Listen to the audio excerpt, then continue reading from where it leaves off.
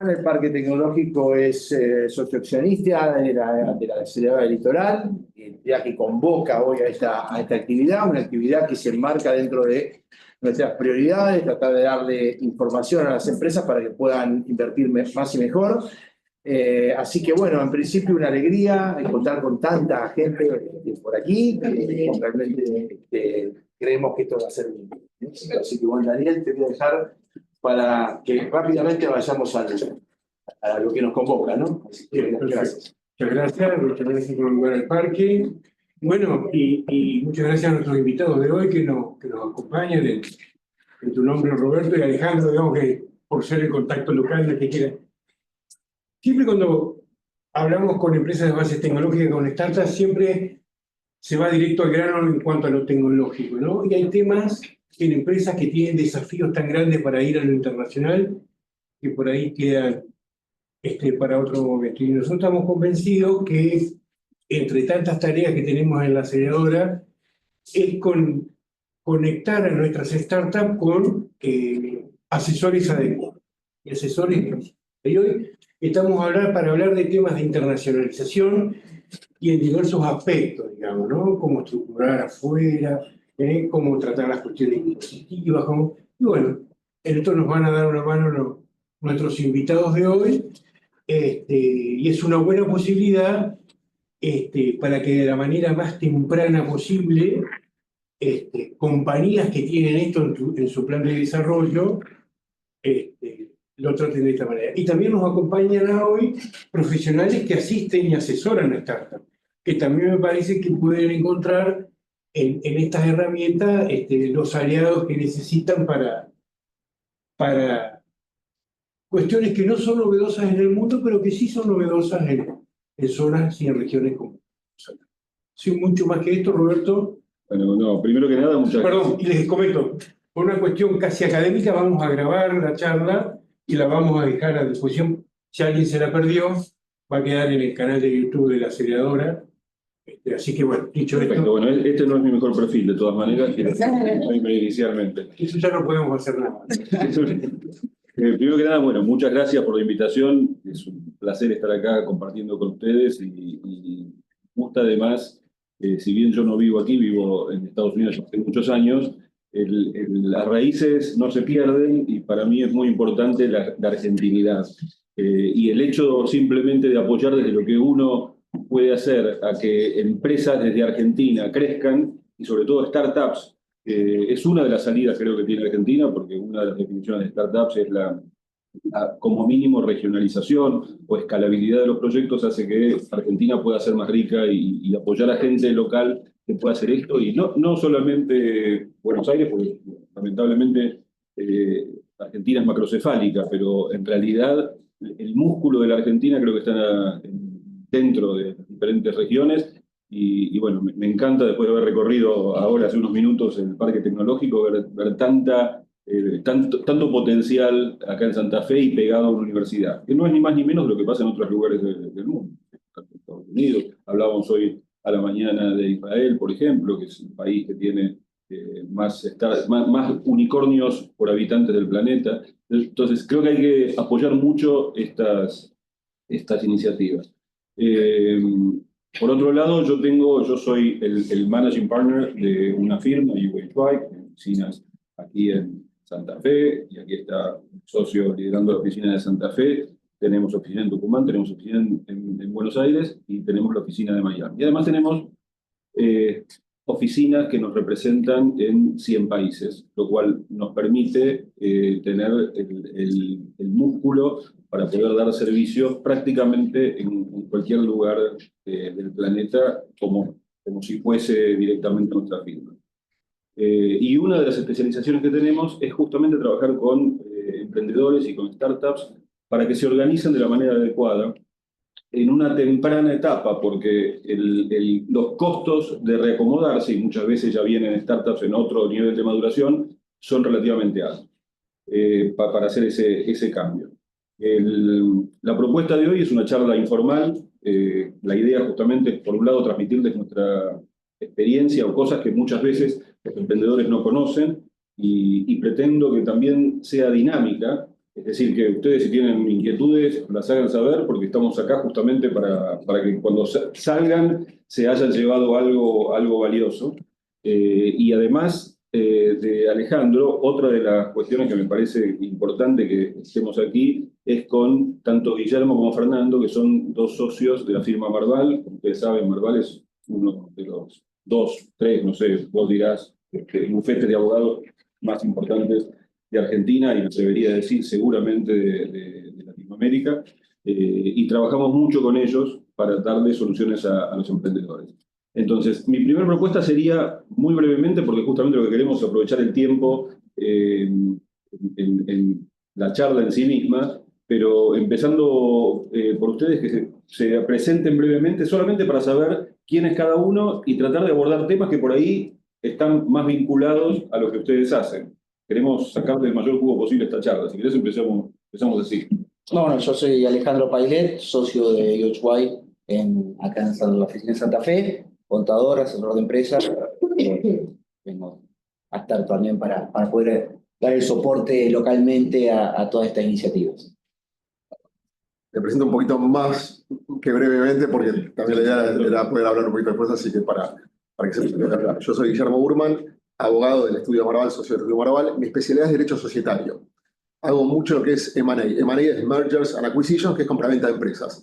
En general representamos mucho a multinacionales que invierten o compran compañías argentinas y obviamente también cada tanto algún argentino que quiere vender la empresa al extranjero. A partir de esa práctica, que es la que yo vengo haciendo hace 20 años, empezamos a hacer también algunas otras prácticas. Por ejemplo, cuando alguien vende la empresa y que le va a pasar a ustedes en algún momento mucho dinero acumulado, bueno, ¿qué hacen con ese dinero? ¿Cómo estructuran el patrimonio? No solamente cómo se estructura la empresa, sino también el patrimonio. Y a partir de conocer cómo son los procesos de inversión y compraventa de empresas, cómo se debe estructurar una empresa al inicio para hacerlo de la manera más atractiva para el momento justamente de la venta o de la entrada del inversor. Hay muchas cosas que uno muchas veces delega o difiere para el momento, bueno, ahora me dedico a desarrollar el producto o lo que fuera, la idea, digamos, conseguir la gente, los recursos, y eso lo pienso después. Y muchas veces se lo pienso después, en el momento de la venta, cuando viene el inversor y hace el due diligence, uno dice, bueno, a ver la marca, ¿quién la tiene? Ah, no, pero la marca la registré cuando empezó y estaba casado y después me divorcié, y hay que buscar ahora a la ex esposa o el ex esposo que dé lo que hay para transferir la marca que era clave en el negocio. O el software lo hizo tal ingeniero que tampoco está más, se fue a vivir ahora a España y resulta que el hombre registró parte de ese software. O ni que hablar reclamos laborales. Entonces, hay algunos impositivos, cambiarios, etcétera, que no quiero desarrollarlos ahora, por eso me parece bárbara la idea de Roberto de que cuenten ustedes de ustedes y qué les gustaría que profundicemos, porque depende de qué instancia están, podemos hablar de temas que son demasiado tal vez sofisticados y detallistas, o algunos otros que sean tal vez muy obvios para ustedes. Pero definitivamente el momento de emprender es momento para por lo menos tomar en cuenta ciertas decisiones y saber que algunas cosas de estructuración que suenan como tal vez sofisticadas o para otro tipo de empresas, son muy caras, estructuras en Estados Unidos, y no es que yo venga a vender producto, por eso no vendemos ese producto, en este caso se lo contratarán al estudio Macho, pero ese es mucho más barato y más simple de lo que piensan, armar una estructura internacional cuando está la idea comenzando y cuando la están creando, y no al final cuando ya tienen 50 empleados, marca, facturación, etcétera, y es muy complicado transferirla en algún momento que necesitan, el inversor que quiere entrar, todo ese proceso de creación de la estructura y de moverse, eso ahí puede ser costoso algún dispositivo y puede demandar mucho tiempo. Entonces, bueno, me presenté cuando, depende de qué digan ustedes, podemos desarrollar algunos de estos temas. Estructuración temprana, cómo es una venta, due diligence. ¿Está bien? Bueno, también muchas gracias por recibirnos. Mi nombre es Fernando Vaquero, yo soy socio también de Marval, de la parte fiscal. Soy abogado y contador. Me toco con la derecha y con la izquierda. De cosas buenas y cosas malas. ¿Y en qué acompañamos nosotros en este proceso? Bueno, realmente las tres etapas que describía Guillermo. En la parte de, nos lleva un poquito de maduración del proyecto, en ir al exterior, en ir a la estructura internacional, y después, una vez que esa estructura internacional está en pie, cómo bajan los fondos a la Argentina. En la etapa ya más de maduración del proyecto, en la interrelación de esa estructura internacional con el resto, si tienen subsidiarias en la Argentina o en otras regiones, qué es las operaciones que hay en intercompany entre esas entidades, ¿sí? Para que no haya ineficiencias por pagos de impuestos en un lado, que no se pueden tomar como crédito en el otro, que pasa bastante en América Latina, no se lo encuentran por ahí con otras jurisdicciones, pero sí en operaciones entre Argentina con Perú, Argentina con Colombia, es bastante habitual eso. Y después en la última etapa, que es la que decía Guillermo, del exit, el proceso de venta de la compañía, y después en la parte ya de inversión propia de los fondos que quedaron de la venta. Ese es un poco el track, este tipo de acompañamiento que hacemos. Soy Germán Doble, gerente general de la Bolsa de Comercio de Santa Fe y soy director por la Bolsa Nacional Litoral. Mi nombre es Ricardo González Mauro, yo soy dueño de una compañía llamada soy un startup estudio. Con Alejandro y estamos ahora próximamente ya con Alejandro abriendo una LLC en Estados Unidos. Desarrollamos compañías de base tecnológica y hoy tenemos más de 10 compañías conformadas en diferentes estadios. Bueno, Daniel Escaqui, gerente de Aceleradora Litoral, yo me conozco. Roberto Negro, presidente del Parque Tecnológico. Julia Martínez Atencio, soy abogada para el Parque Tecnológico y estoy terminando la especialización de Derecho de Empresa en la UNL. Yo soy María Silvia Gómez Baucela, voy a presentarme de dos formas. Soy la directora de Asuntos Jurídicos de la UNL. Eso es muy amplio, pero la Universidad Nacional del Litoral tiene participación accionaria en varias sociedades, entre ellas la SAU, que es la que maneja el fondo, el fideicomiso del acelerador. Soy especialista en sociedades. En mi actividad privada trabajo con Karina Poncio en compañías, en sociedades, parte jurídica. Yo soy Verónica. Bueno, y una cosa, perdón.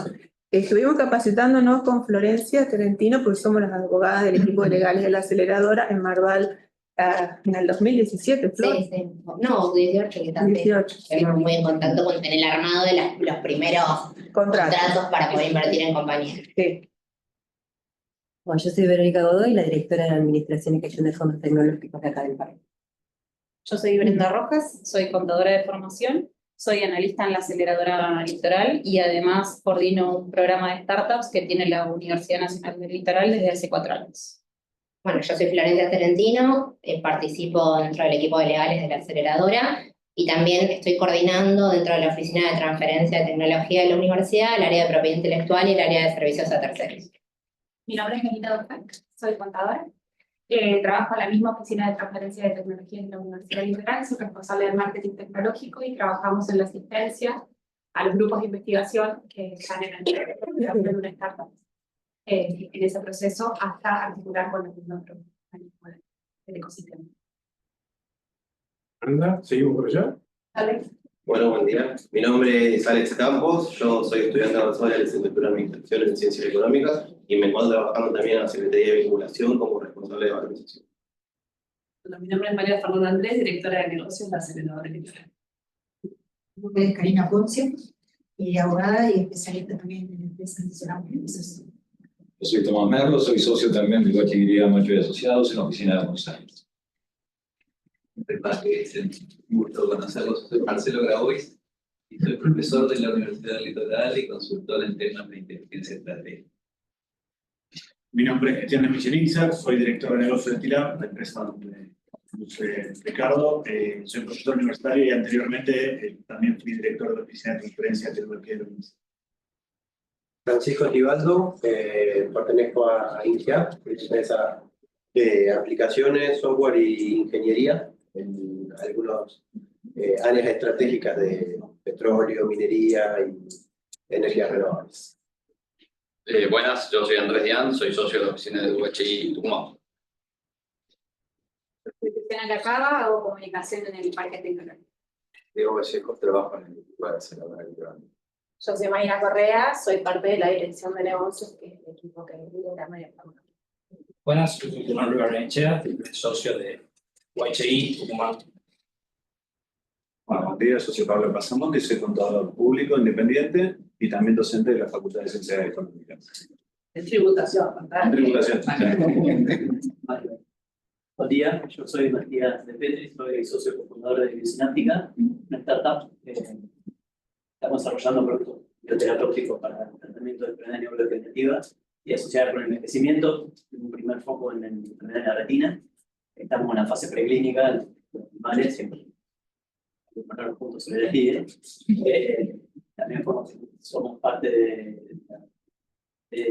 la Asamblea Electoral, fue un inversor, también estamos en la parte tecnológica. Marcelo Salambe, socio cofundador de Alitex, una empresa que desarrolla alternativas a los antibióticos.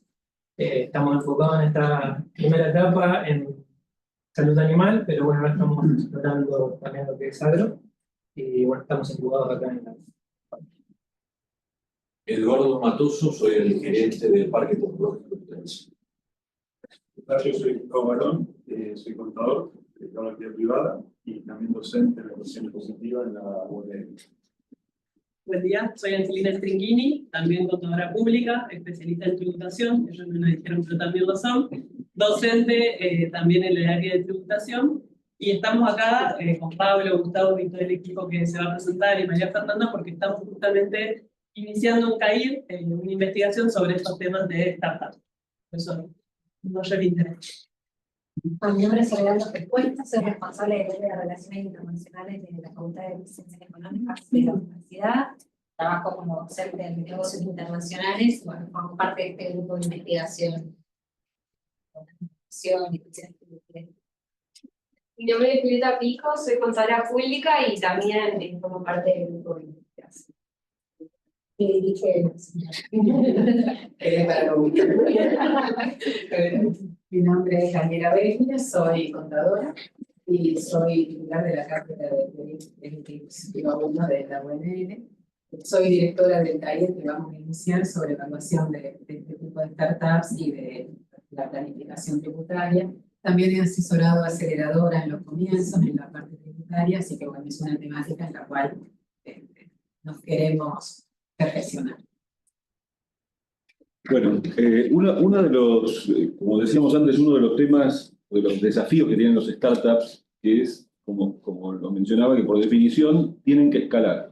Para que un inversor quiera invertir en una startup, no basta con que sea exitosa en el mercado donde se fundó, donde se listó, sino que la definición es escalabilidad. Y cuanto más alta es esa escalabilidad internacional, mejor son las chances de que alguien les invierta. Por lo tanto, eso genera una serie de desafíos.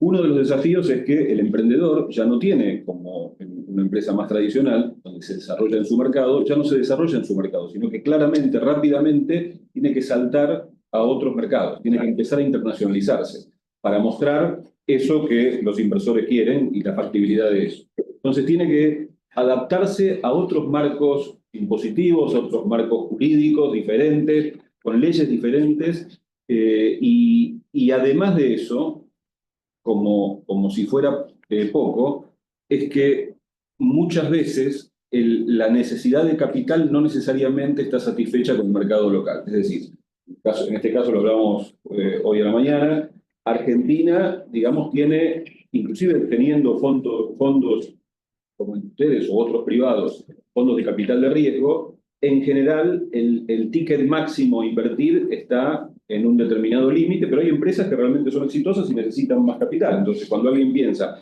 en otro nivel de inversión, o ya en una ronda A o en una ronda B, ahí hay que pensar quizás en buscar otro mercado donde están esos capitales o esos venture capitals que están dispuestos, o que su foco es en determinado tipo de empresas o en determinado tipo de monto de inversión. Y eso también los impulsa a la necesidad de salirse de la Argentina. Y eso evidentemente es un tema como muy frecuente en las startups. Por eso creo que recién decías, bueno, hay que tomar una decisión en el momento oportuno. Puede no ser de entrada, porque a veces de entrada uno empieza, como siempre, como cualquier emprendedor, con la menor cantidad de recursos, y de los pocos recursos que uno tiene, en general uno los dedica a desarrollar la idea, no a armar una estructura jurídica y demás. Pero en una etapa, cuando esto ya es viable y ven que esto puede empezar a tener un valor, ya pensar, lo que decía Guillermo, armar una estructura coherente, porque los costos de no hacerlo en ese momento pueden ser muy altos si uno lo hace después. Y voy a lanzar solamente esta idea porque es algo que encuentro que muchas veces esto no se conoce, y justamente estamos acá para compartir algo de conocimiento. Y después, sí me gustaría, por ahí algún comentario de ustedes. Fernando, vas a estar en complicaciones, porque tenemos varios expertos en computación. Yo me atrevería a decir, no tengo el dato concreto, pero el 90%, o si no es el 90%, será el 85% de los fondos de capital de riesgo hoy en día están estructurados en Estados Unidos. Eso es así. Con lo cual, Estados Unidos siempre tiene que ser una pata para ir a buscar fondos. Y con esto no quiere decir estructurarse. Si digo, ¿dónde tengo que ir a buscar si yo necesito determinado fondo cuando ya pasé la etapa pre-seed, seed y demás? Alguno de ustedes habrá escuchado de Y Combinator. Y Combinator hoy en día es el líder en fondos de capital de riesgo en los Estados Unidos porque empezó en una etapa muy temprana, tiene varios unicornios y varias marcas que ustedes hoy en día pueden reconocer simplemente mirando el logo. Y en general la industria, cuando me refiero a la industria, me refiero a la industria de fondos de capital de riesgo, siguen los patrones que lidera Y Combinator. Originalmente, y acá hago un poco de historia, el fondo Y Combinator estaba solamente enfocado a invertir con un determinado instrumento, del cual después seguramente vamos a hablar y que seguramente lo conocen, fue el inventor del SAFE, y algunos de ustedes seguramente ya escuchó hablar del SAFE, pero estaba enfocado solamente a invertir en estructuras americanas. Y estructuras americanas, después podemos, lo dejamos ahí, porque después hay una sofisticación con respecto a eso.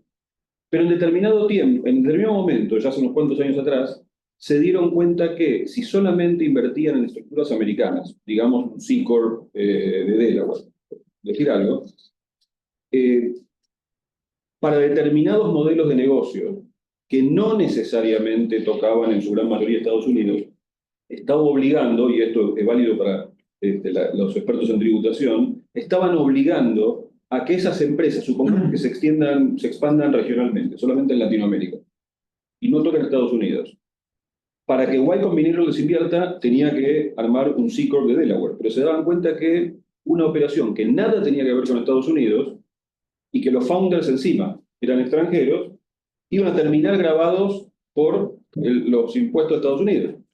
Entonces ahí se dieron cuenta que se estaban perdiendo varias oportunidades de inversión. Pero por otro lado tenían el problema de que de todas maneras, para asegurar la inversión, querían que la estructura jurídica de donde invirtieran fuese lo suficientemente sólida para que si algo sucediese, tener un régimen favorable para el inversor.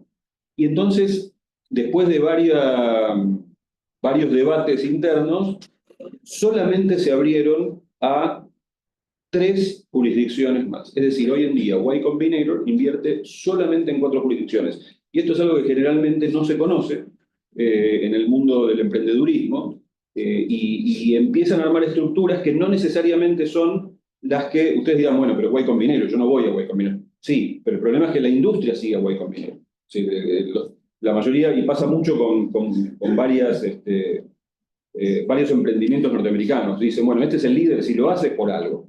Entonces yo voy, porque ya probaron que la estructura es la correcta desde el punto de vista tributario, desde el punto de vista jurídico, y voy por eso, no me gasto investigando otra cosa.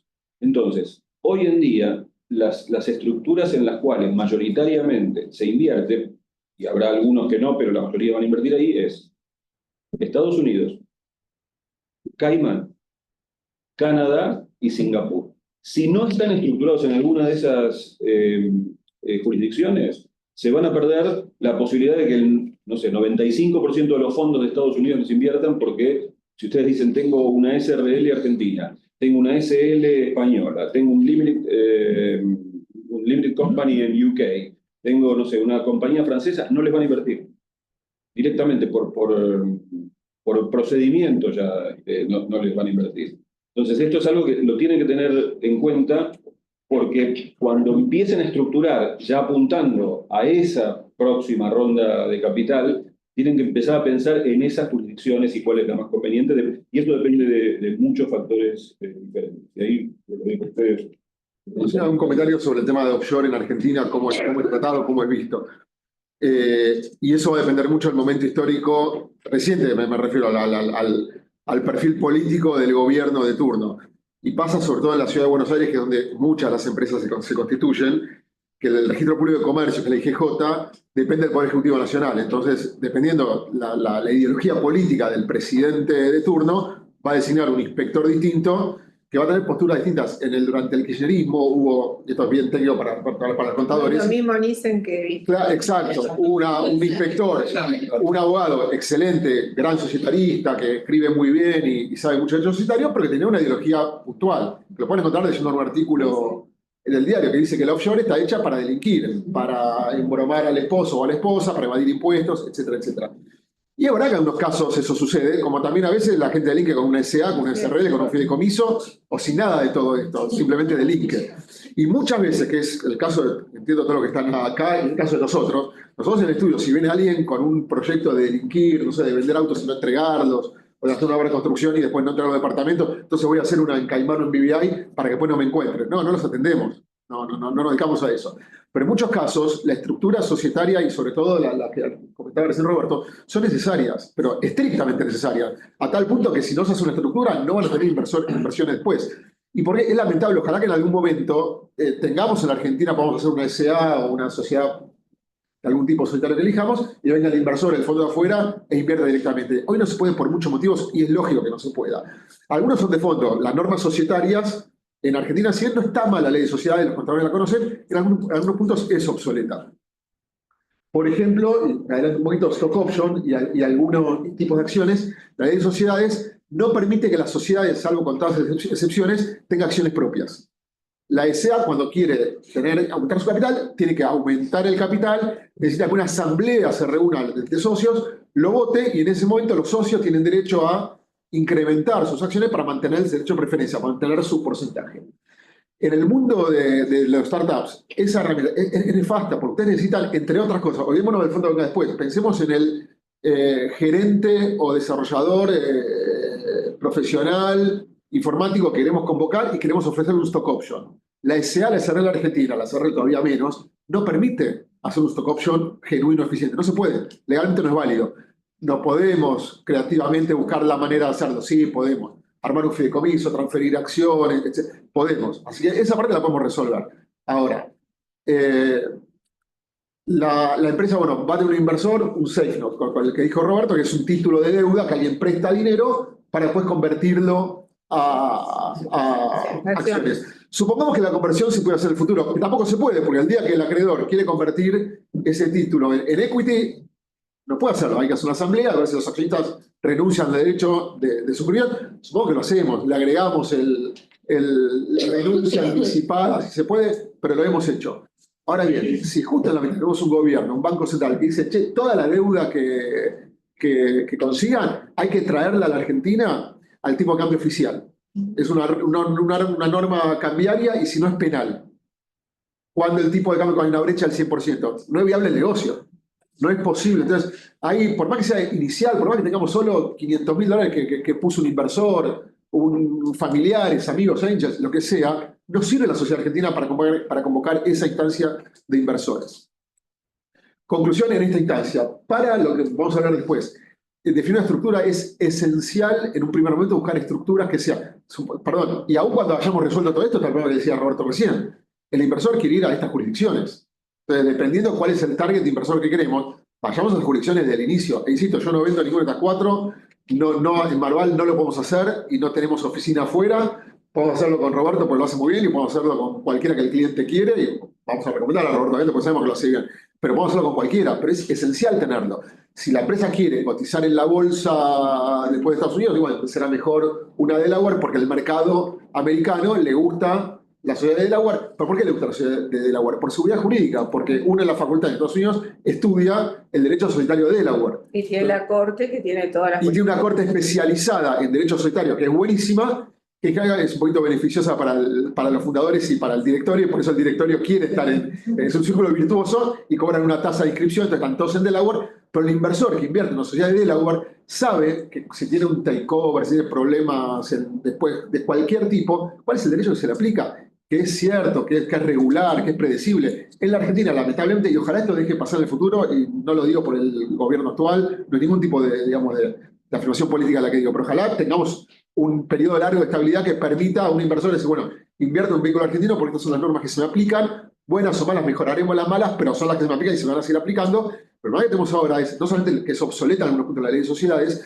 sino que aparte es cambiante el marco normativo general, impositivo, cambiario sobre todo, ni que hablar temas laborales también son muy rígidos y muy perjudiciales para la empresa. Entonces, con ese combo de situación, si usted tiene un startup y una muy buena idea, yo creo que es oportuno más, digamos, rápido que más adelante, sooner or later, llamarlo a Roberto, llamar a alguien y decir, bueno, ¿dónde hacemos la estructura? Vamos a hablar de todos los contadores que están acá, pensemos dónde va a ser más eficiente, depende del servicio, depende muchas veces, y esto no digo en lugar de la Argentina, la sociedad argentina es necesaria, sobre todo porque no somos argentinos, estamos acá. No es que yo digo, bueno, pasen el trabajo a Roberto y nosotros no hacemos nada, no, hagamos la sociedad argentina, que va a ser la que tiene los empleados, las oficinas, el trabajo, la mano de obra, la fábrica, lo que sea, porque es necesario, porque estamos genuinamente acá. Si quieren irse a hacer a Estados Unidos, bueno, es otra charla con el departamento de migratorio de Roberto, busquen la visa y los allá. No, estamos pensando en negocios para continuar acá, va a ser necesaria una sociedad argentina. Ahí la parte impositiva es clave para ver cómo es la relación entre la sociedad argentina y la sociedad extranjera, si la holding va a ser solamente holding o también es operativa, si hace falta formar más de una sociedad, es una que sea solamente holding, o sea, que sea el accionista de las sociedades, las subsidiarias, y otra que sea fuera operativa, dónde uno pone las marcas, dónde pone los empleados, si Argentina va a generar ganancia o no, qué tipo de contrato la sociedad argentina tiene con la sociedad extranjera para poder fondear a la sociedad argentina, pero fondearla de una manera eficiente, y eso cambia depende del momento, si la vamos a fondear con contado con liquidación, la vamos a fondear con capital, la fondeamos con deuda, si hay un contrato de servicio, qué contrato de servicio el fisco acepta y cuál puede cuestionar, qué ganancias generamos acá, qué ganancias se genera afuera, e insisto, después cuál es la salida para esta empresa. Si nosotros no queremos ir al fondo que decía Roberto, porque es algo del medicino y decimos, bueno, nuestro target es tales empresas alemanas o empresas suecas, o yo, y bueno, tal vez valga la pena llamar a un abogado alemán o sueco y pensar en armar una sociedad, una holding en Alemania, en Europa, o en Suecia o en Luxemburgo para cotizar en esa bolsa y preguntar cuánto cuesta un proceso de cotización ahí, pero yo empezaría por eventualmente tener una herramienta que permita cotizar en la Argentina, en Buenos Aires, en Santa Fe, y no directamente pensar en términos, bueno, vamos a Delaware porque Delaware es donde cotizan todas las de New York. Sí, es verdad, pero tal vez no estamos para ir al DICE, no es lo más barato, lo más eficiente, no es lo que queremos hacer nosotros, lo que sirve para nuestro negocio. Entonces, es muy importante poder evaluar cuál es el negocio, pero no dilatar esta decisión para más adelante, porque cuando comienzan, después es más caro cambiarlo. Si ya tenemos una sociedad que existe, que tiene estructura, que tiene un tamaño, que tiene un valor, transferir las acciones va a generar, entre otras cosas, efectos impositivos en los tenedores de esas acciones. Ni que hablar si en la mitad tienen temas de familia, divorcios, sucesiones, etc. Que eso puede limitar, y me ha pasado un proceso que era exitoso en términos de inversores, en algún momento un tema familiar de uno de los fundadores, y tuvo que dilatar todo el proceso por la rigidez del proceso sucesorio que estaba en juego. Y no se podía avanzar porque un juez decretó una medida cautelar y no se podía hacer nada hasta que ese juez no permitiera avanzar. Pero sí, bueno, tomando lo que dice Guillermo, seguramente ustedes lo saben, pero para tirar por tierra un mito que existe y que todo el tiempo me dicen, ni siquiera me preguntan, me lo afirman, me dicen, no, yo voy a poner una compañía en Delaware porque ahí es tax free, ahí no se paga impuestos. Eso es falso. O sea, la gente cree que, bueno, ¿qué hace? ¿Hago un en BVI o un en Delaware? No tiene nada que ver una cosa con la otra. Delaware es un estado de los 50 estados de Estados Unidos, próximamente será Canadá, aparentemente el estado 51, pero paga impuestos federales como cualquier estado, sí se paga impuestos en Estados Unidos. Lo que tiene Delaware, además de la seguridad jurídica que tiene, es un nivel más que como pocos otros estados tienen de confidencialidad. Hoy en día, en ningún estado de Estados Unidos se hace pública la información de quiénes son los accionistas. Sí se hace público quiénes son los directores y quiénes son los managers. En Delaware no hace falta, no es obligatorio hacer pública la información de quiénes son los accionistas desde ya, ni tampoco de quiénes son los managers. Este es un nivel más de confidencialidad que tiene. Pero sí paga impuestos, lógicamente, en Estados Unidos. Lo que sí hay son estructuras en Estados Unidos que en la medida que no operen dentro del país son tax free para Estados Unidos, pero no tiene que ver con el estado donde se crea. ¿Sí? No, ahí un poco con lo, digamos, cuando se decide en alguna etapa del proyecto salir al exterior, un poco lo que decía Guillermo, cuanto más tarde se sale, mayor el valor de la compañía, y como es mayor el valor de la compañía, eso puede representar un mayor impacto fiscal. Entonces, en general, en las salidas al exterior se miran dos o tres cuestiones impositivas para tenerlas en mente, ¿no? Para compartirlas. Una es en qué momento salgo, generalmente mayor valor de la compañía, mayor impacto fiscal. ¿Qué transfiero? ¿Y quién transfiere?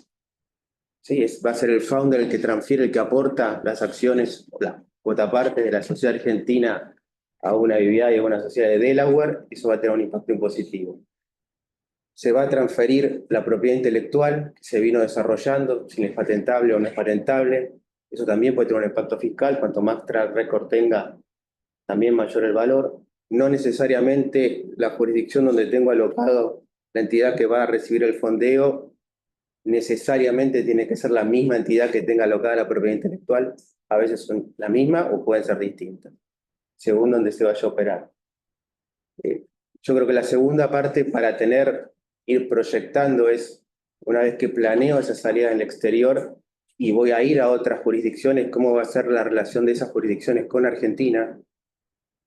O sea, Argentina le va, si fuese un contrato de royalties o de licencia, le va a licenciar, no sé, a Perú, o Perú va a tener su propia empresa y su propio desarrollo. Bueno, si le licencio de Perú y Perú me paga a la Argentina y me retienen impuestos en Perú, ¿me los voy a poder tomar como crédito acá en Argentina o no me los voy a poder tomar como crédito?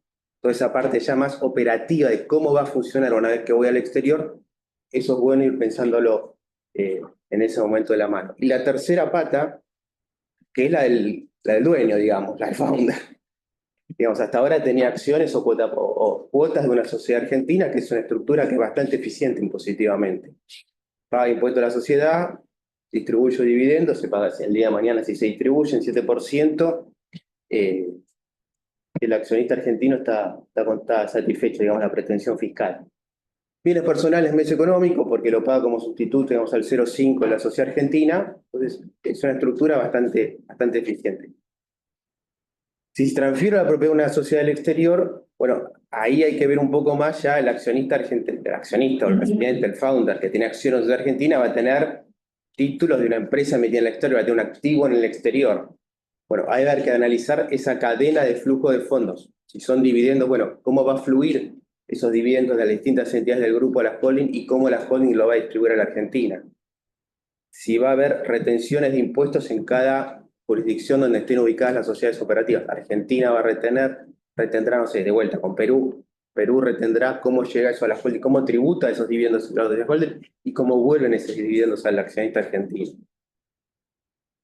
Y también ya no voy a tener acciones de una sociedad argentina, voy a tener acciones de una holding ubicada en el exterior, voy a tener un activo en el extranjero. Hoy bienes personales no discriminan entre activos extranjeros en el exterior, pero sí no voy a tener una carga probablemente en bienes personales un poco más alta que la que tenía hasta ahora. Bueno, ahora cambió, o va a quedar así. Pues es un activo en el exterior que tiene un activo en Argentina, pero tiene otros activos. Sí, pues hay que ver si puedes tomarte como crédito el impuesto que pagó la Argentina como sustituto, digamos. Tenés Eso va otra a ver si cadena. termina de desaparecer bienes personales o no. Va a llegar al 0,25 del 2027, pero puedes tener un impacto no solamente a nivel del negocio, sino a nivel de la tributación del founder, de la persona. Eso también está bueno planificarlo, pensarlo antes de hacer el movimiento. ¿Qué impacto voy a tener el founder al hacer ese movimiento? Te pregunto algo. Dale. Eso que vos planteás de la sociedad, ese founder que es dueño de esa empresa acá y que arma una empresa en Estados Unidos. En realidad es porque la empresa arma esa sociedad en Estados Unidos, digamos, no es una nueva sociedad en Estados Unidos que tiene socios individualizados, no, sino que la misma empresa arma la constitución de esa empresa. No, es al revés y como la holding. Es no la empresa, sino los founders que hacen como si fuese un intercambio, un swap de acciones de las acciones locales por las acciones de la holding, de tal manera que la holding queda como única accionista de la de acá y los founders arriba de la holding. ¿Sí? Y una cosa, completando lo que dice Fernando, en general, esa evaluación de, bueno, ¿cuándo es el mejor momento para hacer ese cambio, esa sesión? Que ya dijimos que debería ser lo antes posible, pero si no, la evaluación en general se tiene que hacer en el país donde está radicada la compañía originalmente. En este caso, por ejemplo, Argentina, de Colombia a Colombia. ¿Por qué? Porque en general los lugares que yo mencioné donde estaría la holding no tiene ningún gravamen no está sujeto a tributación el hecho de hacer ese swap de acciones. Supongamos si fuese una de Delaware, ese swap de acciones que hacen, bueno, lo que dije recién, los founders entregan acciones de una SA argentina a una compañía de Delaware. Eso no está grabado en los Estados Unidos. Es libre totalmente de impuestos, pero el impacto lo vas a tener acá. Argentina. Acá es una venta. La transferencia social. Otra cosa importante, se me van ocurriendo temas, ustedes preguntan lo que quieran, pero se me van ocurriendo temas que me parecen son importantes. Cuando hablamos de estructuración, mencioné esos 4 países, pero hay razones por las cuales muchas veces, porque una razón muy típica, el potencial exit es a través de pongamos un competidor americano, porque ustedes saben que la salida probablemente sea hacer, en general en Estados Unidos pasa mucho esto, yo siempre digo que es un mercado de nicho. ¿En qué sentido? Los nichos en Estados Unidos son mercados inmensos en sí mismos. Y además es un buen negocio ir a un mercado de nichos porque los márgenes de utilidad son mucho más grandes que ir a mercados mucho más masivos. Porque en los masivos, primero que están los peces más grandes, que compiten entre ellos. Yo soy así si quiero competir y me van a... Casi transparente. Claro, y los márgenes de rentabilidad, como ellos manejan volumen, son muy escasos. Pero los nichos tienen un margen de rentabilidad porque no me tocan tengo competidores a mi mismo nivel, pero no los grandes. Pero si yo soy exitoso en ese nicho, lo que va a suceder es que los grandes me van a estar mirando y no van a perder el tiempo de decir, bueno, yo ahora voy a invertir porque este es un buen negocio y quiero agregarlo. Va a venir Google, va a venir Elon Musk, que es mala palabra hoy en día, y va a decir, yo quiero comprarlos. Y le ponen la plata arriba de la mesa. Entonces, si ustedes saben que por ese lado va la cosa, quizás sea una buena idea tener una entidad en los Estados Unidos. Pero yo soy extranjero y yo no opero en los Estados Unidos hoy en día, opero afuera. Bueno, entonces, no sé si alguna vez ustedes oyeron hablar de lo que se llama el Cayman Sandwich. Es el sándwich de Caimán. El sándwich, y seguramente si están en el emprendedurismo lo van a escuchar en algún momento. El sándwich de Caimán es una compañía de Caimán, que es la que va a absorber los fondos, los sales, los founders van a estar allí, y abajo una LLC preferentemente de Delaware. Y de esa holding, esa subholding, la holding principal es esta, la holding de abajo es esa subholding que dependan todas las compañías de abajo. ¿Cuál es el motivo de eso? Bueno, no me voy a meter muy en detalle en el tema impositivo, pero eso hace que con la estructura adecuada yo pueda vender la LLC y se lleva todas las operativas y esa transacción no es tributable en cabeza de los founders, que puede ser mucha plata. Bueno, acaban de leer seguramente en los diarios la transacción más grande que hubo hasta el momento de $32 billones que Google compró una compañía israelí. Imagínense cuánta plata se sacaría en impuestos si estuviese más estructurada. Entonces, ese Cayman Sandwich lo van a escuchar en más de una oportunidad. Y eso también fue un invento de Y Combinator. Una duda le pregunté a él como si fuera uno más. Me pregunté cuál era el efecto en el caso de la venta en ese nivel del argentino, porque acá en Argentina vamos a estar sujetos a mucha creatividad del fisco y la norma para tratar de alcanzar al argentino. En algún momento, cuando yo me acuerdo empecé a trabajar, había una manera que me explicaron cómo se difería impuestos, que era facilísimo, que uno tenía una holding personal, uruguaya, vivía ahí, etcétera, aún declarada. Esa empresa se dedicaba a ganar plata, mucha plata era mi holding, en la medida que no me distribuyera a mí un dividendo, yo nunca pagaba impuestos. Entonces, esa sociedad que hacía, compraba mi casa el fin de semana, mi barco, no en mi caso, pero de la persona, compraba el barco, la casa, las vacaciones, compraba todo, y la persona tenía muchísimo dinero y nunca pagó impuestos a las ganancias porque no lo ganó. Lo que ganó fue la holding que no distribuyó dividendo. En la Argentina, por eso le pregunté a Fernando, el caso del sándwich de Caimán, el argentino que está atrás de la Caimán, yo creo que el fisco en el momento le va a golpear la puerta y decir, che, tu caimanesa vendió y tiene plata, tenés que pagar igual. Si querés te dejo la pregunta, Fernando, para que conteste para todos, pero por lo menos estamos más lejos del fisco. Distinto es si yo vendo acá mi SA acá y mandan el giro por Santander o Galicia, ahí obviamente, o va a mi cuenta personal en Citibank o JP Morgan en Estados Unidos, el fisco argentino lo ve. Y más ahora con el intercambio de información, esa plata que entró a mi bolsillo, Guillermo, como accionista, la ven y hay que pagar sí o sí. No vamos a hablar acá de ninguna manera cómo hacer para no pagar, digo, cómo hacer estructuras que se pague lo que corresponde en el momento adecuado. Y Argentina es muy, muy inadecuado en términos que me obliga a mí a veces a liquidar dinero, a traer los tipos de cambio que no son convenientes, pero concretamente más allá del tema de planificación fiscal acá, el tema de posibilitar que se haga el negocio. Yo pretendo hacer mi holding en Argentina, negocio acá, y que venga algún inversor sofisticado y que ponga plata en Argentina en la DCA, no va a ocurrir, no lo hacen. Salvo que sea el de esta compañía de seguridad y Google lo quiera hacer igual, pero no lo va a hacer. El inversor te va a pedir reorganizarte como condición para que yo entre. Yo no voy a poner plata en una Argentina o una SRL. Me estoy refiriendo a un fondo sofisticado grande, que nosotros incluso solemos atender. Y nos pasó más de una vez tener que reconvertir la Argentina a las apuradas para poder recibir la inversión del que va a venir. Ni que hablar, que no lo mencioné antes, pero cuando hablamos de Nielsen, de la IGJ, para que el extranjero sea accionista se tiene que registrar. Entonces, a mí me pasó una vez que era un fondo enorme, se tenía que registrar porque era un banco y sí o sí tenía que registrarse. Y nos estuvimos peleando durante 6 meses con la IGJ para registrar el fondo y habilitarlo a ser accionista en la sociedad argentina, que es el famoso artículo 123 de la ley. Nosotros íbamos a la IGJ y decíamos, bueno, pero decime quién la controla.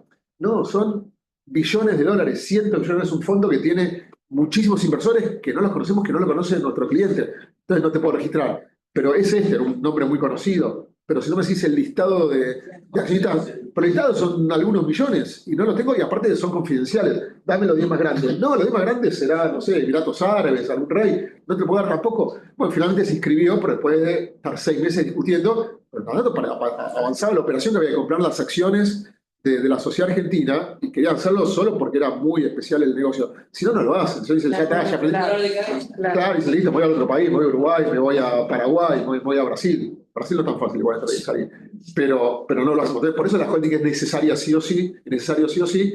Así, perdón, y otro tema para vos, ojo cuando es Caimán, que también tenemos experiencias desde incómoda, cuando el fisco dice, que esto decía, digamos, de la presunción de fraude, que es una barbaridad, es si la plata viene de Caimán, entonces es plata que viene, es plata negra, te determinan incremento patrimonial solo porque la plata viene de ahí. Entonces, que creo que igual Caimán es una gran opción, Caimán, BVI, también no BVI para eso, pero hay que ser cuidadoso cuando uno elige una holding de un lugar que es alguna isla en el Caribe linda, cómo poder demostrar al fisco cómo esa sociedad se hizo los fondos, cómo bajan los fondos, porque el riesgo es que nos digan toda esta plata es plata no declarada y hay que tributar, que nos pasó, por un aumento de capital, un aporte genuino de capital de una holding que estaba en Bermudas. En Bermudas.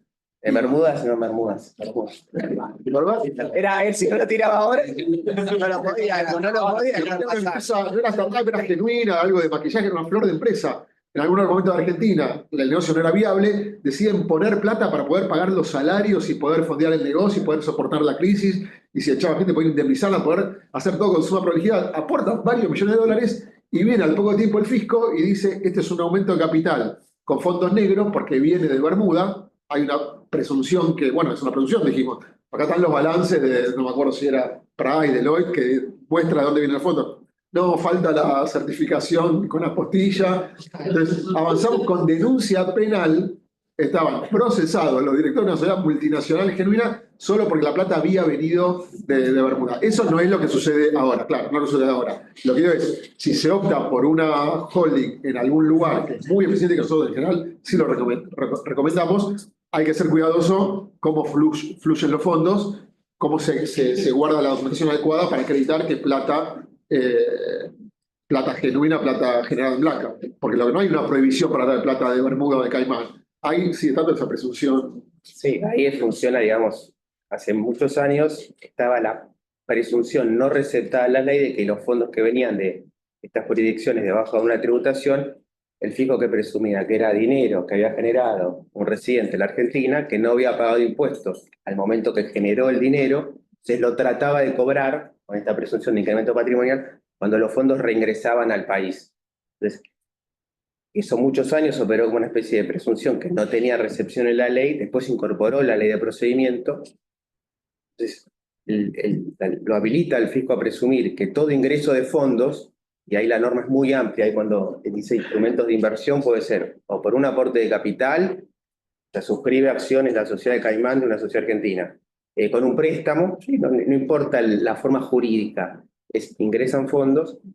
Si esos fondos vienen de una jurisdicción debajo de una tributación, el fisco puede presumir que hay un incremento patrimonial para la sociedad argentina receptora de los fondos. Es decir, si se le transfieren, no sé, $100.000, el fisco presume que 110.000 es ganancias que obtuvo la sociedad argentina y sobre eso le cobra 35 de ganancias y el 21 de IVA.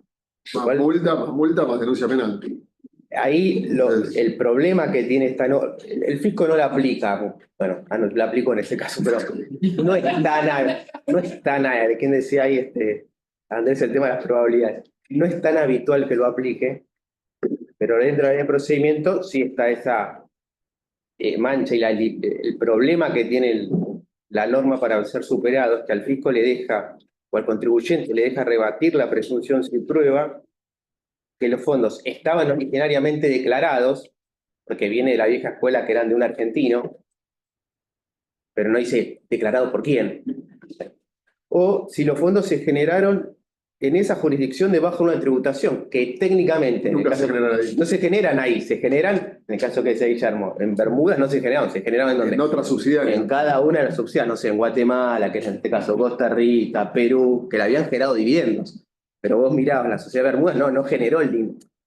Bueno, los abogados, como los tenemos para escribir, no, se generaron a fondo porque la sociedad era holding, entonces su actividad justamente era. Bueno, se puede hacer un argumento. Pero bueno, pero está ese tema que es para tener cuidados. La otra cuestión que es más operativa es si hay operaciones entre la holding con la Argentina o con la Argentina y algunas jurisdicciones están debajo de una tributación, hay que cumplir con precio de transferencia y alguna limitación más que tiene la ley. Pero la que dice Guillermo sobre fondeo, esa es una para tener en cuenta. Y la otra cuestión que mencionaba recién era el lado del founder. El founder ya no va a tener más acciones de una sociedad argentina, va a tener acciones de una sociedad de BVI o de una sociedad de Estados Unidos. Para evitar los diferimientos que decía Guillermo, Argentina cambió la ley y aplica un régimen de transparencia fiscal bastante exigente. Esto que hace el régimen de transparencia fiscal, básicamente agarra la sociedad de Caimán, la tacha, una cruz dice, acá esto no existe, entonces es como si el argentino realizase las operaciones directamente. El tipo de caso es argentino, que tiene una sociedad de Caimán y que tiene una cuenta bancaria en Estados Unidos. Con el régimen anterior, esa sociedad de Caimán permitía cierto diferimiento en la imputación de la renta al residente argentino. Con el régimen de transparencia, esa sociedad de Caimán se tacha, y es como si el argentino tuviese directamente la cuenta a nombre de él. Es como si él compró y vendió las acciones, cobró los intereses, cobró los dividendos, y tiene que imputar esa renta a la Argentina. Aun cuando la sociedad de Caimán no le haya distribuido un mango, no haya distribuido dividendos. ¿Sí? Como si las operaciones las hubiese hecho él. Entonces, en los casos de este tipo de estructuras, donde se va a poner una holding, esa holding va a tener un ingreso, en teoría, en principio por dividendos que le van a distribuir las otras sociedades por donde se regionalice la operación. Bueno, ahí en ese caso hay que analizar cómo juega el régimen de transparencia fiscal. Si se cumplen los requisitos para que se aplique, o si pueden ser sociedades operativas, las que están abajo de la holding, que tiene sustancias, y ese régimen no se aplica. Entonces, si no se aplica, residencia tributaria en la Argentina cuando la holding, por ejemplo, le distribuya dividendos al founder. Mientras no, si se aplica el régimen de transparencia, se graba en la Argentina, aun cuando no se distribuyan dividendos. Y en esos casos, papá, ¿nos conviene entonces directamente armar la holding en Delaware para evitar ese problema de Caimán? ¿O pasa? No, porque es otro, es un test de sustancia que te aplica. Perfecto. Vos mirás la holding en sí mismo, y la holding no es una sociedad, es una sociedad operativa para hacer holding, sí, porque en teoría las decisiones se van a tomar en Delaware, o se tomarán en Caimán, o tenés un directorio no integrado solo por residentes argentinos. Te pide ciertos parámetros el régimen de transparencia, que son 3. El primero, que haya control por el residente argentino. Si tenés más del 50%, tenés el control. Ese primer requisito se cumple. Si tu participación es menor al 50%, con lo cual no, el 50% ¿para qué? Para poder prevalecer las decisiones societarias, digamos, ¿no? Si tenés menos del 50% no podés. Entonces ese primer threshold del 50 se cumple o no se cumple. Si no se cumple, estás afuera. El 50 se mide, bueno, pongo a mi esposa. Bueno, se mide hasta cierto grado, pongo a mi hijo. Bueno, se mide en conjunto por cierto grado de parentesco. O sea, si está la esposa, está el hijo. Bueno, eso se mide, se suma. El segundo requisito es que esa sociedad tenga sustancia. Es decir, que tenga los medios y las capacidades necesarias para llevar adelante la actividad que desarrolla. O que no obtenga rentas pasivas por determinado porcentaje de sus resultados. Entonces, cuando vos ves el dividendo que va a ser el ingreso que tiene la holding, eso es una renta pasiva. Entonces, ahí lo que se discute es, bueno, la renta es pasiva para la holding, pero ¿de qué lo reciben? De sociedades operativas. Entonces, lo que se analiza, si se puede argumentar, es el régimen de transparencia no se aplica porque esta sociedad, si bien distribuye dividendos, si es holding, esos dividendos se originan todos en sociedades operativas. Es como si participase directamente. Entonces, ese requisito de sustancia es el que se debate en este tipo de estructuras, si se cumple, a pesar de que el ingreso para la holding es pasivo porque es dividendo, pero ese dividendo se origina no en el alquiler de un inmueble, se origina en actividades operativas y son operativas, ¿no? En cada una de las jurisdicciones donde invierte la holding. Y eso, ustedes planteaban holding, subholding y empresas operativas abajo. En lo que refiere a todo lo que es tecnología, la sustancia nuestra pasa a ser la propiedad intelectual, el equipo de trabajo que desarrolla. Nosotros tenemos varias compañías y hoy tenemos, por ejemplo, una en particular que se llama Caravantech. Nosotros tenemos una empresa en Uruguay, tenemos una en Estados Unidos. Hay una oferta en este momento de un valor significativo, pero la empresa no tiene nada, la tenemos todos nosotros, o sea, que somos el equipo, o sea, el I+D, ¿no? Entonces, ¿qué pasa? Ahora estamos viendo hasta cómo pasamos gente para aquel lado, por más que la propiedad intelectual está cedida a esa compañía, la LLC de Estados Unidos y demás. Ustedes lo que hablan es la sustancia. ¿La tiene el holding o la tiene el subholding? A nivel de patente, a nivel de gente, porque cuando te vienen a invertir, dicen, ¿quién es el equipo? ¿No? O sea, ¿quién es? ¿Y dónde está el que sabe de esto? ¿No? O sea, hoy... Obviamente, los inversores compran talento más que idea. Y justo lo hablamos también hoy de la mañana. Les interesa mucho más el talento, y hablando con fondos de capital de riesgo, dicen, les interesa mucho más la gente y el talento que la misma idea que tengan. Nosotros en realidad lo que invertimos, le invertimos a la gente. Les decía, que evidentemente vos ya lo habías, me dijiste que lo habías escuchado, que una de las cosas que a mí más me sorprendió, me dice, mira, nosotros invertimos, este es un fondo, ¿eh? Invertimos solamente en emprendedores que al menos una vez fracasaron. Si no fracasaron, nosotros no les antes somos nosotros.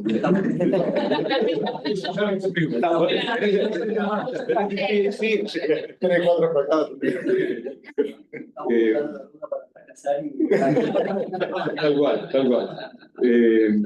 Entonces, primero lo que te van a comprar es eso, y tenés que pasar el test del due diligence que ellos te hagan. Si vos me decís, mira, tengo toda la gente en negro, No, pero en realidad por eso te preguntaba, porque obviamente en la expresión de este tipo de compañía, que nosotros, como contás, somos una startup estudio, nosotros estamos armando con Costantini, con la familia Costantini, una empresa en Estados Unidos, pero nosotros somos un proveedor de servicio, que es la que estamos hablando, Alejandro, con vos. Y con Tomás también. Entonces, ¿qué pasa? Nosotros somos un proveedor de servicio, ¿no? O sea, y la idea, y sale de un laboratorio que es una empresa argentina, estamos armando esa del le vamos a dar toda la información para que después el fondo que forma de Fortune, allá de Ricardo de Fortuna y Constantini de Estados Unidos, invierta en esa compañía, ¿no? Armamos con fondos locales, con un fideicomiso, con toda una movida para armar allá. La cosa es que para eso tenemos que darle toda la tecnología, la innovación tecnológica a esa empresa de Estados Unidos para que tenga sustancia, por más equipo que armes. Bueno, no necesariamente, porque, a ver, si es realmente holding lo que ustedes están armando en Estados Unidos, quien compre la holding va a comprar todo lo que vos tengas abajo. La sustancia está abajo, está con la sociedad. Por eso. Entonces, lo que le pones todo, más allá de si subholding o las empresas de acá, vos compras la holding y compras todo el paquete. Sí, compras todo el paquete, sí. Y en realidad, yo sé que a veces hay que, digamos, atenerse a los presupuestos, pero en general no es una buena práctica tener la holding a su vez operativa. Claro. Sí, es mejor que la holding sea holding, punto. Y después, si querés, tenés una subsidiaria de esa holding como operativa.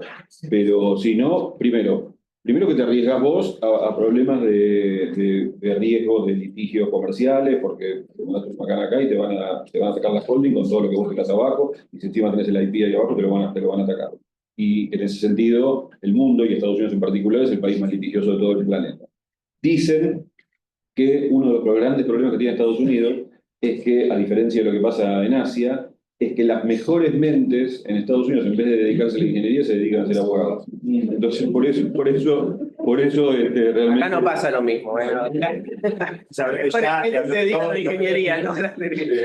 Entonces tenés que cubrirte de esa manera. Y después, a la hora del due diligence, vale mucho en ese due diligence que vos te digas, mira, esta es la holding que vas a comprar. Punto. Está prístina, desde el momento cero hasta hoy. Y toda la operación está distribuida en estos países o en esta...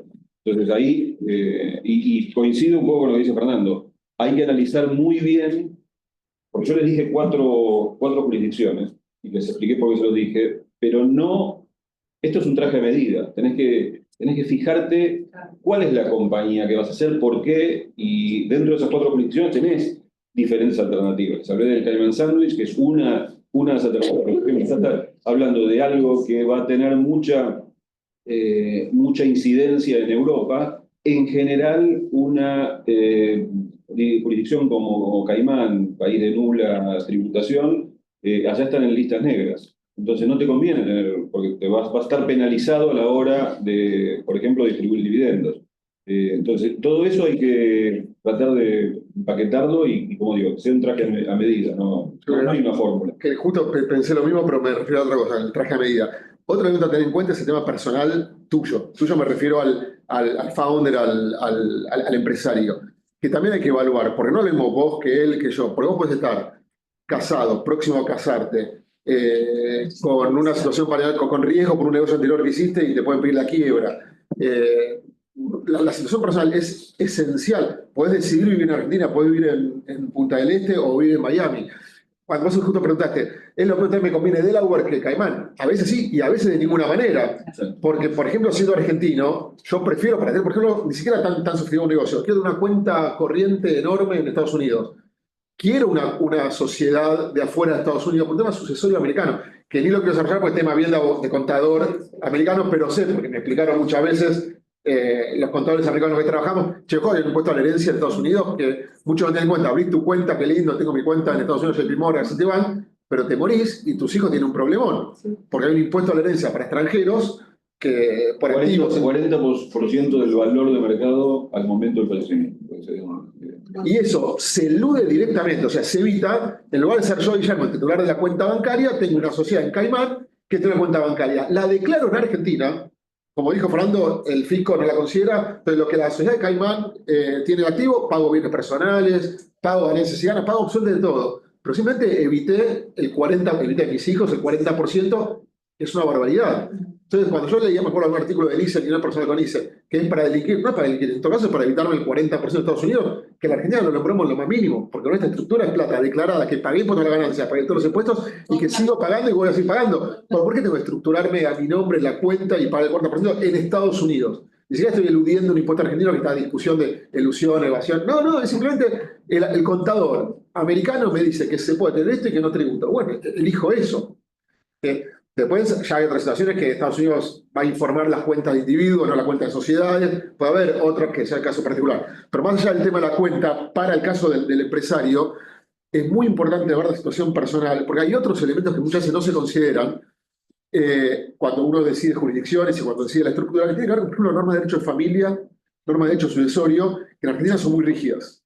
Hay el caso, digamos, de sucesión, hay algo que se llama la legítima, que debe ir sí o sí a los herederos forzosos, que uno no puede disponer libremente. Entonces, si vos de pronto tenés acción en una sociedad y falleces, esas acciones irían a los hijos, y vos en un startup no querés que los hijos de 8 años vengan a la sociedad, o eventualmente el representante, que será la madre o el padre, venga, no, querés que esas acciones queden de alguna manera protegidas, cosa que se puede hacer con mucha más flexibilidad en una jurisdicción como Caimán, como Delaware, que en Argentina. Tema de familia también es importante, de matrimonios. En Argentina todo lo que se gana, lo sabe la mayoría, por lo menos la de nuestra generación, bueno, nuestra secuela que dije, nuestra, en adelante. Porque hasta la reforma del Código Civil, cuando uno se casaba, solo había un régimen ganancial donde todo lo que se se adquiere a título oneroso del matrimonio es de ambos cónyuges. Entonces, por más que las acciones tengan tu nombre, el auto, la casa o a nombre de otro, en caso de divorcio o fallecimiento, se divide mitad y mitad. Entre ellas las acciones del emprendimiento. Después del Código Civil uno puede optar por el régimen de separación. Que bueno, es un tema muy personal, muy delicado, porque tiene implicancias personales, pero uno se puede optar una vez que uno optó por el otro régimen. O sea, tal vez es un buen momento, por lo menos para saberlo, que vos podés, antes de tener las acciones de la holding no sé dónde, que van a valer no sé cuántos millones, y che, pará, y si opto ahora por el régimen separado, mi esposo o esposa se lleva la cuenta, el auto y yo estas acciones que hoy valen $100.000, pero creo que pueden valer $1.000 millones. Hace poco leí un caso, no sé si yo la leí el estudio. Hay un caso que estaba en lo leí de Infobae, divertido, de un divorcio o una situación familiar que las acciones terminan costando, terminó vendiendo algunos miles de millones de dólares, un argentino tal vez amigo tuyo, desconocido, y que en el divorcio discutieron la mitad de esos, no sé si era 1.000 o 2.000 millones. Y con alguna buena reunión, algunos ajustes pequeños, se evita toda esa discusión. O sea, se evita genuinamente, ¿no? Sin embromar a nadie. Hacer el divorcio antes. No se evita el divorcio, pero podés casarte con el régimen separado, podés optar por el régimen separado después. Sí, claro. Eso es muy importante el tema del protocolo familiar. Cuando vos, familias muy adineradas, que alguien se case, bueno, ¿qué hago? Incluyo no a los yernos, a las nueras. Bueno, a veces como condición para incluir a un hijo dentro del grupo de accionistas es optar por el régimen separado, porque no quiero que cuando te divorcies aparezca tu ex, para colmo enojado o enojada. Para colmo enojado. Igual no ponía la charla de tratar. No, dice, no, igual no pasa nada, pues son acciones propias antes del matrimonio. No, porque en la mitad hubo 14 aumentos de capital y nadie se enteró, porque un día el contador dijo que había que capitalizar la cuenta de no sé qué, todos los contadores lo saben, y está lleno de acciones gananciales, cuando estaba convencido que eran acciones propias. Propias son las que uno tenía antes de casarse. Conclusión, el tema de derecho de familia, derecho usuario, es clave para estructurar un negocio con un potencial enorme. Porque estructurarlo ahora, que el negocio vale poco, es mucho más sencillo, más barato. Una vez que ya vale mucho, como me imagino vos habrás visto convenios de accionistas con tus socios, habrán hecho probablemente en algún momento. Pero lo hacés cuando estás amigo, cuando te lleva bien, no cuando te peleaste. Muchas veces lo que pasa, nosotros vemos más allá que estoy bien con mi mujer. Lo que pasa es que nosotros, por ahí cito mi caso que conozco, al tener cierto startup donde nosotros hacemos un capital semilla interno, nosotros hacemos dentro de la compañía nuestra con mi socio, después convocamos un socio experto en el rubro, ¿no? Entonces digo, lo meto a un socio especialista en cuestiones de semillas. Si lo meto a ese socio, yo no conozco mucho el track record de ese socio, ¿no? Pero yo necesito la guita para hacer crecer a otro estadio. Lo que vos decís, lo importante es tener estructurado también ese conocimiento de quién te va a invertir, la elección de ese inversor no es menor. Digamos, porque por cómo te puede afectar en el crecimiento de esa compañía, que yo lo tenía adentro. Por más que en ese momento sea, pongo 200 lucas para bancar el equipo de desarrollo porque tenemos una apuesta contingente en 6 meses, digamos, un ejemplo, ¿no? Entonces, interesante eso. Digamos, pero sí es muy eficiente y muy buena idea ese inversor no ponerlo en una sociedad argentina. En todo caso, una holding con una jurisdicción más flexible que te da más herramientas en un convenio accionista para evitar eventuales problemas. Porque en Argentina un socio con más del 2% tiene derecho a molesto, con más del 5% más derecho todavía. Si tiene un poquito más, hasta te puede poner un director, te puede meter una intervención en la sociedad, puede impugnar asambleas. O sea, un socio en Argentina con la ley que tenemos, que no está tan mal, pero que en algunas cosas es muy rígida, te puede generar un trastorno enorme. En Caimán o en Delaware lo puedes manejar con mucha más, qué sé yo, capacidad de reacción. Se está redactando la exposición de motivos de la nueva ley de sociedades. Sí, pero se supone que este año vamos a ver. Sí, una pregunta, justo Enrique traía la cuestión del proyecto de semilla, digamos, tenemos un proyecto que todavía ni siquiera es SA en Argentina, no todavía, que tiene mucho potencial de crecimiento en Brasil, así como un mercado ya grande en sí mismo. Nombraron ustedes estas 4 jurisdicciones claras de los VCs americanos. ¿Qué experiencia tienen ustedes con VCs brasileños? Si van con la misma lógica o si hay que empezar a necesariamente constituirse en Brasil, ¿cómo ven ustedes ese tema? Mira, como todos los ecosistemas de todo el mundo, porque acá en Argentina hay, como digo, más desarrollado hoy en día es Estados Unidos, pero todos los países tienen un ecosistema, tanto Brasil como Colombia, México, ni que hablar, que se enfocan en inversiones locales. Y vas a encontrar, y tenemos dentro, de hecho la oficina de Brasil asesora muchos fondos brasileños que son más grandes, por supuesto, que son los fondos argentinos, pero no dejan de ser domésticos. y lo hay, pero depende qué es lo que vos estés buscando. Si vos estás buscando simplemente una inversión de tu operación doméstica en Brasil, yo creo que esa solución funciona bien. Ahora, si vos estás estructurándote para regionalizarte y pones una holding, el fondo brasilero es raro que te invierta en la americana, porque el foco es Brasil. Sobre todo Brasil, porque es un país extremadamente nacionalista. Ustedes vieron que los tipos no saben cuál es el cambio del dólar acá, no saben cuál es el peso. Sí. Necesitan un socio del país. Tal cual, sí, bueno, es bastante proteccionista y la cultura en particular, no es solamente un tema de regulación. Aún siendo o buscando primera inversión en Brasil, sigue a priori conviniendo la holding en Estados Unidos. A mí me da la sensación que sí, honestamente. Excepto que digan, yo voy a crecer solamente en Brasil. Está claro. Bueno, y una cosa, tomando lo que decía Guillermo con respecto a la situación personal de los founders, eso es realmente importante, sobre todo en una etapa temprana. Y les voy a poner un ejemplo de ayer que me llamaron por teléfono un cliente de muchos años, donde también es una startup, le fue bien, sobre todo en los últimos años, fue creciendo. Está en un momento en el cual ya está armando decks para determinados potenciales, ni siquiera inversores, ya lo están mirando para comprarlo. Pero esa estructura fue armada para dos founders, dos argentinos. Uno sigue viviendo en Argentina, el otro hace unos años atrás, cuando salió toda esta promoción en Uruguay del tax holiday y demás, está viviendo en Punta del Este. Feliz, el tipo en Punta del Este no paga impuestos, el de acá, bueno, paga lo que tiene que pagar, paga lo que tiene que pagar. La holding en los Estados Unidos. Pero ayer me dice, ya estaba todo perfecto, todo funciona perfecto. Bueno. Ayer me dice, ¿sabes qué? Acá me di cuenta que Punta del Este es demasiado tranquilo. Demasiado tranquilo. Pasa con más de uno, y hace frío y viento en invierno. Sí, invierno hay que pasarlo. Y los chicos son chicos, y los colegios, no, quiero un colegio un poco más. Ya decidí. El 1 de enero del 2026 estoy en Miami, sí que voy a ser vecino tuyo. Le digo, pero Gustavo, eso, ¿sabés lo que implica, no? Implica para vos un montón de cosas, sí, yo sé. Bueno, pero no solamente para vos, a Matías lo estás afectando. Porque que vos te muevas a Miami, haces que Matías termine pagando, por diferentes razones, haces que Matías termine pagando impuestos en Estados Unidos que hoy no paga. Entonces, y es un tema estrictamente personal.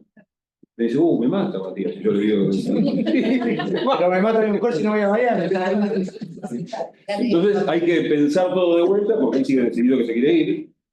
Hay que pensar todo de vuelta, eso va a tener costos, porque lo que decíamos antes, cuando vos te movés del plan inicial de una manera no prevista, porque si él me hubiese dicho, mira, yo voy para allá, pero quizás muchos founders te dicen, mira, yo mi negocio principal va a estar en Estados Unidos y sé que de acá a 5 años me voy a tener que mudar a Estados Unidos. Bueno, ya te lo dicen de entrada y vas armando para eso.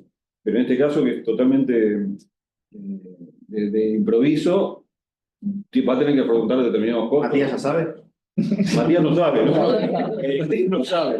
Nadie le diga nada. Pero por lo menos lo llamé. No, pues nadie lo va a salir. Nadie lo llamé. Hay un tema que no es muy conocido y que es como desde el founder, presidente argentino, puede llegar a perforar la estructura y tomar créditos directos e indirectos de acuerdo a las tenencias y todo eso. ¿No? ¿Puedes explicar un poquito de eso? A ver, sí. Digamos, nosotros como residentes argentinos pagamos por las rentas, las ganancias que tenemos en la Argentina y en cualquier otro lugar del mundo. Como Argentina aplica este criterio, la situación que se puede dar en la práctica, si gano plata, no sé, llego a Perú, pues me gusta Perú, pero podemos elegir otro país. No es lo más común como ejemplo, pero está bueno. A mí me gusta Perú, no importa. Pues con los europeos, si gano plata en Perú, me graba Perú y me graba Argentina, entonces yo termino pagando sobre la misma renta 2 veces. Vamos que Perú me graba, gano 100 pesos, Perú me graba el 35, Argentina me graba el 35, gané 100, 35 pagué en Perú, 35 pagué en Argentina, pagué 70 de impuestos, me queda 30 en el bolsillo. Acá no pagas 35 del saldo, es un poquito menos. Esperá, vamos paso a paso, Okay. esto pasó. No me spoilees el final. Perdón. Es tremendo. Argentina lo que te deja tomar en ciertos casos, es el impuesto que se pagó en la otra jurisdicción si se dan determinadas condiciones. Entonces, gané 100, en la Argentina tendrá que pagar 35, pero me puedo tomar como crédito los 35 que pagué en Perú. Entonces, ¿cuánto termino pagando a nivel global de impuestos sobre los 100 que gané? 35. 35 en Perú, 0 en la Argentina.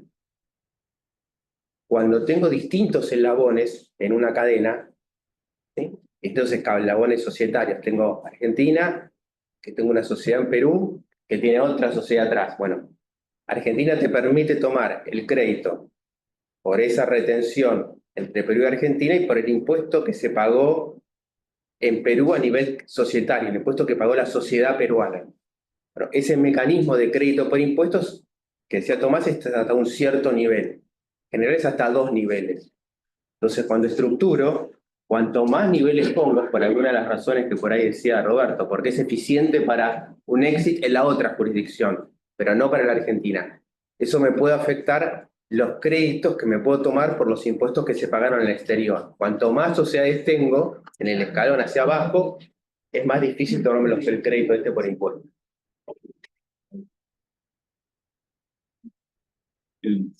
Bueno, no sé si algo de lo que está ahí, por ahí, instrumentos de inversión, si quieren tocar rápidamente, la mayoría de ustedes lo deben conocer. Hoy en día se utiliza mucho el SAFE. ¿Sí? Hay otro que se llama KISS, como si fuese beso también. Pero básicamente es casi lo mismo, el concepto. Todavía están discutiendo en Estados Unidos lo que es. La verdad que inventaron el SAFE, funciona bárbaro como instrumento de inversión, pero están discutiendo si es equity o es deuda. Y tiene características que no son de ninguno de los dos, porque en realidad el que pone un SAFE Que no capitaliza. es deuda. Es un derecho. Es deuda, pero el founder no está obligado a devolverla, con lo cual no es deuda. O sea, el founder está obligado a convertir si se cumple un evento de liquidez, ya sea venta o. Pero si no, no está obligado, no tiene una expiración, con lo cual no tiene características de deudas. Entonces, eso es más o menos. Es un híbrido. Es un híbrido, ¿no? Es un híbrido. Es un híbrido. Pero lo está discutiendo la SEC. ¿Cómo se registra? ¿El SAFE cómo se registra contablemente? Bueno, el SEC también se pelean porque están publicadas las discusiones de por qué uno, por qué el otro. Ellos prefieren registrarlo como si fuese deuda. Claro. Pero tienen claro que no es una deuda porque no tiene ni inspiración ni obligación si no se produce. En realidad es un derecho en expectativa. Es un derecho en expectativa. Y es muy funcional porque evita que le sirva a los dos lados, ¿no? Al founder porque le da la tranquilidad de que esto va a pagarlo, obviamente una tasa muy preferencial el día que existe una ronda A o que se venda la compañía. Y no hace que los inversores no entren en el equity. Resuelve un tema que era muy complicado antes del SAFE, que era, ok, yo tengo $100.000 para invertirte.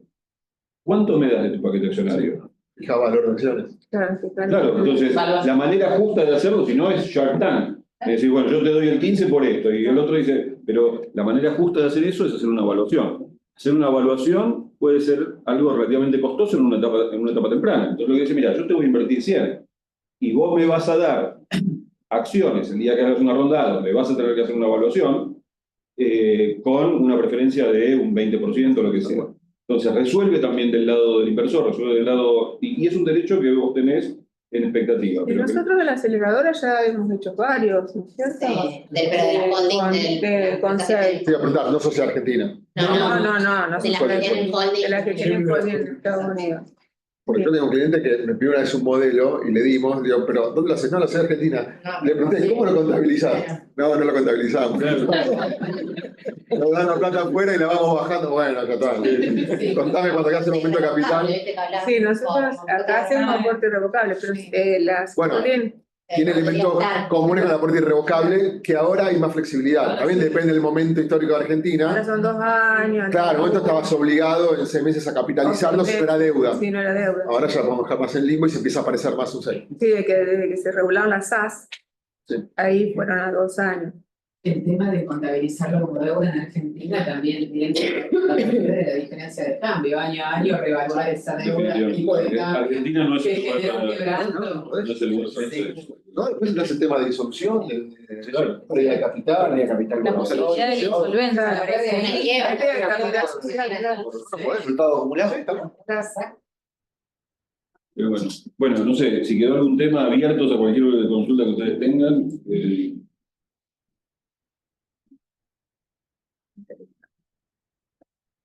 Muchas gracias. Gracias.